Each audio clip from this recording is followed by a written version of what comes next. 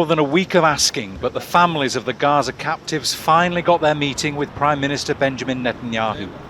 The Prime Minister gave us hope in the meeting. It was a very intimate meeting with a small number of families, which we believe is a good way for the Prime Minister to talk to the families. It was a productive meeting where we also asked what we can do more for him. But at the end of the day, the buck stops here.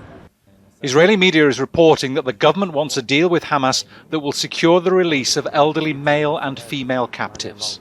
Israel is ready for another humanitarian pause and additional humanitarian aid in order to enable the release of hostages.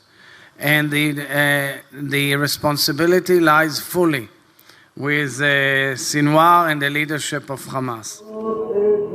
Officials from the US, Qatar and Israel have met at least twice in Europe since Friday, and there are reports that Hamas representatives will travel to Cairo in the coming days to meet with Egyptian security officials.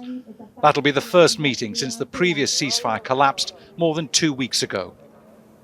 We affirm our position of categorically rejecting to hold any form of negotiations over prisoners exchange under the continuing Israeli genocidal war. We are, however, open to any initiatives that contributes to ending the aggression on our people and opening the crossing to bring in aid and provide the relief to our Palestinian people. Both sides blamed each other for the collapse of the last ceasefire. Hamas said Israel refused to discuss offers to release other captives. Israel says Hamas refused an obligation to release all women captives. While public opinion here remains solidly behind the war, pressure to get the captives out of Gaza has intensified since 2 soldiers killed 3 of the captives who were waving a white flag.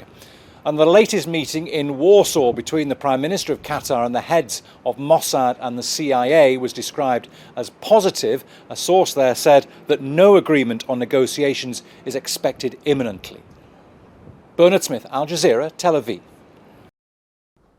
Make sure to subscribe to our channel to get the latest news from Al Jazeera.